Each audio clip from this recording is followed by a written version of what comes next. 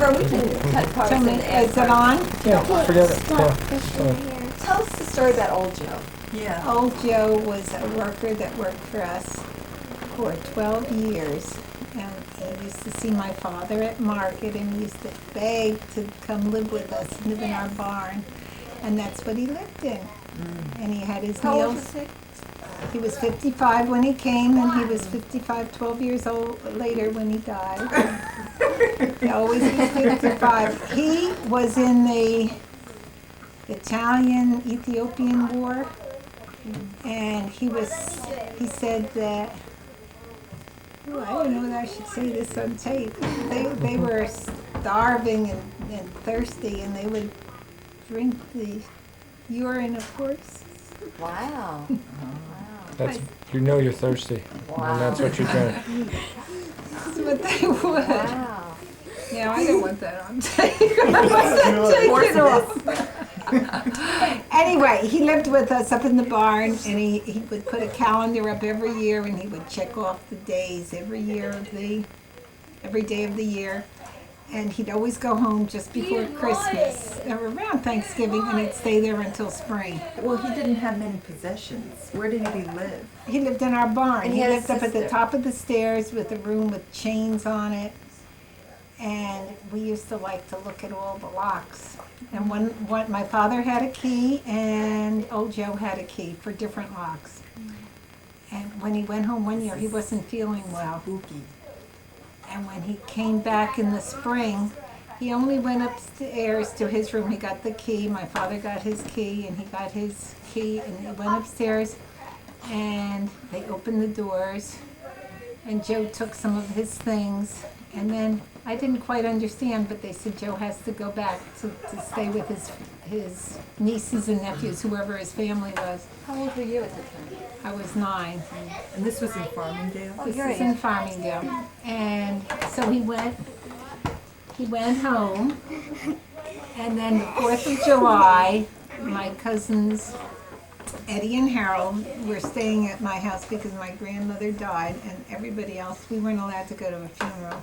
Everybody else went to the funeral, and the telephone call came that Joe had died, and a few weeks later, his family came for his possessions that he had in the room, and they got the keys, and they went upstairs, and my father opened his lock, and they opened Joe's lock, and they went in and got the things, and they looked around, and there was the calendar for that year. I think it was 1940, something like that, 40, 41 maybe, and there were all the days crossed off to the 4th of July. Which was the day he died. That was the day he died. See, he loved to collect calendars, so he always He saved them. had 12 calendars on his wall. Well, after that, the barn became a very spooky place because when we had company, people had to sleep out in the barn. Sometimes. Really? My brothers, not in his room. Oh, Yeah, They'd have to sleep in the barn. so And that nobody- you'd have more room for your company. yeah. Right. Now, what would you like to know? Oh, tell me a little bit about grandmother and anything you know about her child, grandmother Fishback. Grandmother Fishback used to say she and her sisters, the 4 of them, would sit all in a row every morning, and her mother would comb their long hair, and it would hurt. But she would have to comb their hair every morning. Where did they live? They lived she was born on Pershing Road in Clifton, and then they moved to Broad Street in Clifton, Right where the Parkway and where the Is park. Pershing the name of the road that you live on? Yeah, 46. Carol's So Road. Carol's Road. Did you know that, Jenny? Yeah. And My grandmother was born on the same road that Jenny lives on. It's the not house there. is torn down now. Oh, right. It's the Richfield Village. Oh, right. Gardner I knew Park. that. There were 3 houses in a row. One of them was moved, but the other 2 are the same. It was right by the Morris Canal. My mother was never allowed to swim in the Morris Canal, but her brother was. Why? The girls couldn't go swimming in the Morris Canal, only boys. It wasn't proper. But grandmother was somebody that was all for women to live. If she had been alive today, she would be marching. Yeah.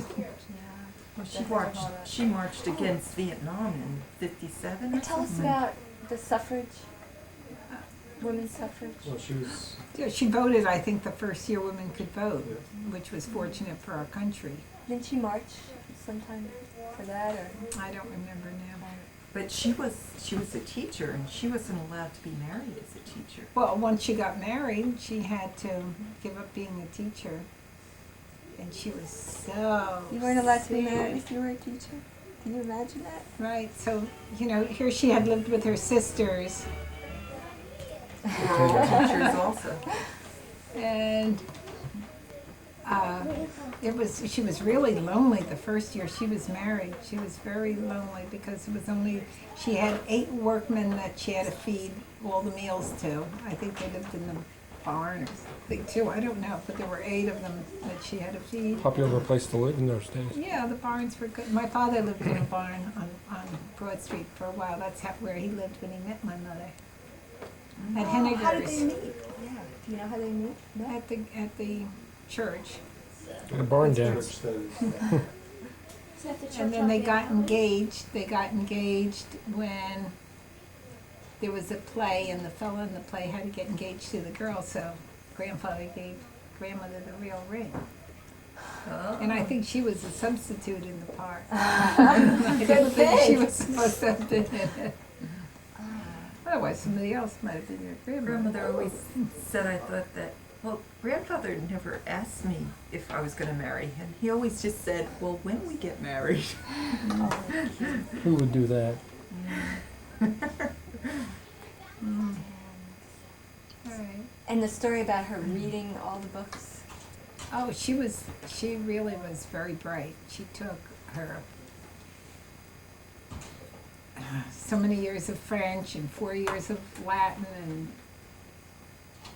whatever the German was allowed. Well, 4 years of German probably, French, German, Latin, and English. And she always got A's in them.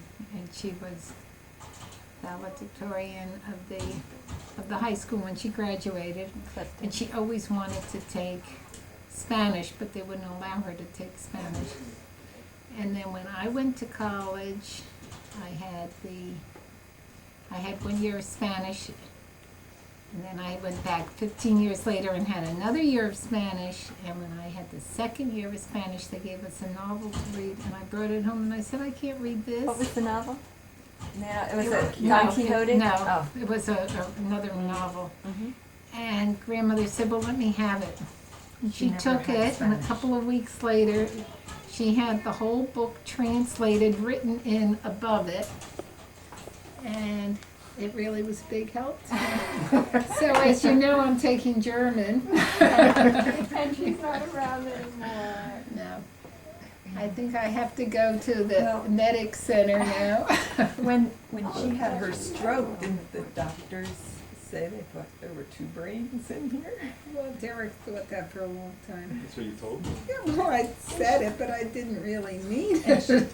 She worked on the Wait till farm we in the came home. fields a lot, and she, at the same time, she also taught the immigrants coming in how to be U.S. citizens. Yeah, she did a lot of So nice she work. did, and that was all volunteer. She never wanted to be live on a farm.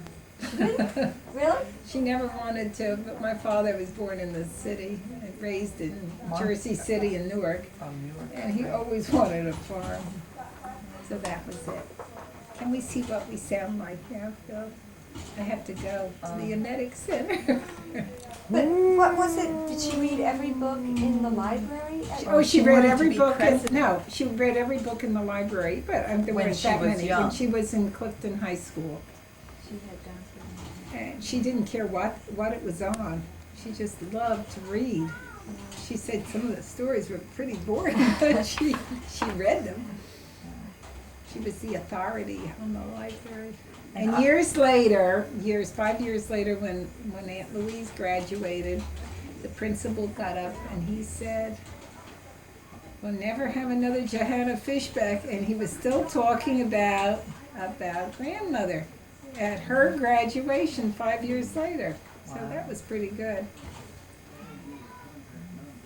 Well, I also remember that she wanted to keep in touch with everything. So she listened to every single news broadcast there was on the radio all the time. Oh, no matter how poor And read Wow. all the magazines that she could. Because she believed you needed to see a lot of it. Yes, she wanted to have the whole picture and not just one view.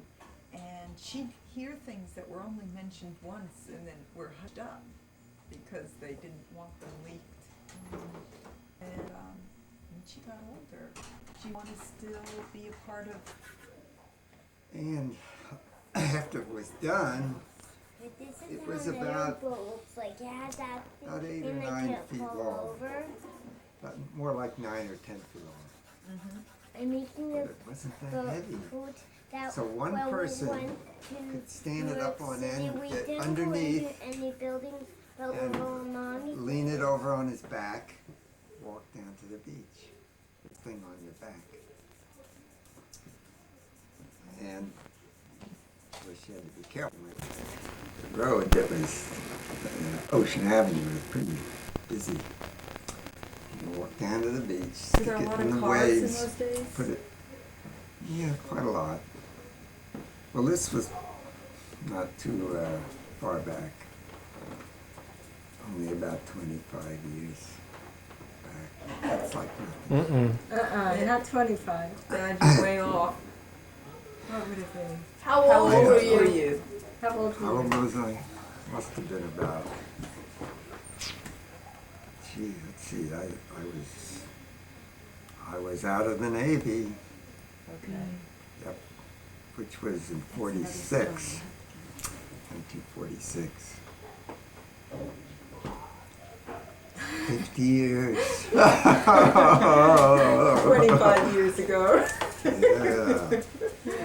And so Boy. you went sailing on So, we made a little, fishing? made a mast. And grandmother, my mother, James, gave us sheets. And so we put eyelets in it, you know, and we got the ropes and things, the pulleys, hooked it up. And you And could just pull the making a mast right boat. out. We put in a bracket in the boat for the mast. So you'd go out through the waves with the mast off. And once you So were out once there, you- because with the mast on and you go over these waves, yeah, you you know, could it tip. it would snap the pull right off. So we'd get out there and then put up the sail. Oh, what fun that was. We'd just go along the crests of the waves, you know, come into the shore where they're just about breaking. People on the beach be watching. Maybe he's going to tip over. A little excitement. But we knew it was going to tip over. I say we, but it was really just me in the boat. Oh. My brother used to use it a little, but Yeah. you couldn't have 2 people. You Easily. could have 2 people on the boat, but it wouldn't sail too As well. well. Not as fast. Right, and one person would get hit by the boom at Oh, a time. right, right. And did you ever Yeah, go so- far away from shore with that? Yeah, I went pretty far one day, See any sharks? and I saw a shark. See, I was fishing. And we had these little yellow lead lures with yellow paint on them and treble hooks. You just drop it down with a pole and reel. It'd go down about 15 feet, and we just go like this, jig it. It's called jig. And you pull up about 2 or 3 weak fish all at once. And so I was doing this, and all of a sudden, no more fish. What's wrong? All of a sudden, they stopped. Like the school just disappeared. And I happened to be looking out toward the horizon. And it was about 100 yards out from where I was, this great big fin. Great big thing. It must have been from the table up to about here. Wow. Brown color, I could tell the color. That's how near I was. And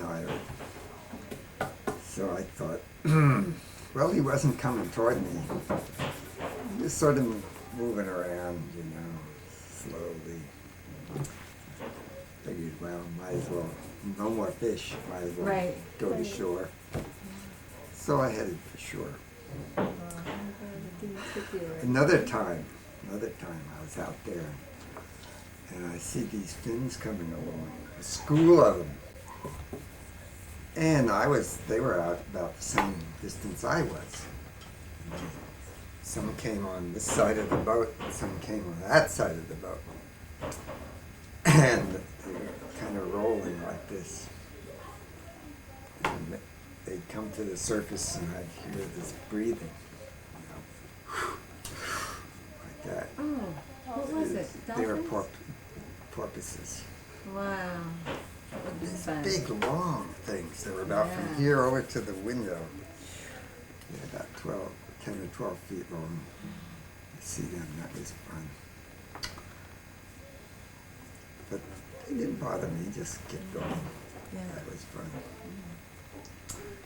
Yeah. Can you so. tell us about the big flood in Belmont? Yeah. Once What I came down, hurricane was I'd it? come down Do you weekends. remember? I guess I was. Yeah, I don't remember what year that was. It was a bad flood. I was alive. Because it was a hurricane and the ocean had spilled right over the main street, You were washed into the lake where we were. The lake was right within the It's block right- of the ocean yes, too. It was. And all the streets had about 2 feet of water covering the streets, 2 feet of water. And the houses around there, the cellars were full of water. So I came down on the train and I'd walk from the station to the house by the lake. And I came to our street. And it was just so deep water. How did I get a boat now? Uncle Ray had Yeah, I think they came to get me in the boat. That's amazing. So we rode down the street in the boat. Didn't the house get And you look on, and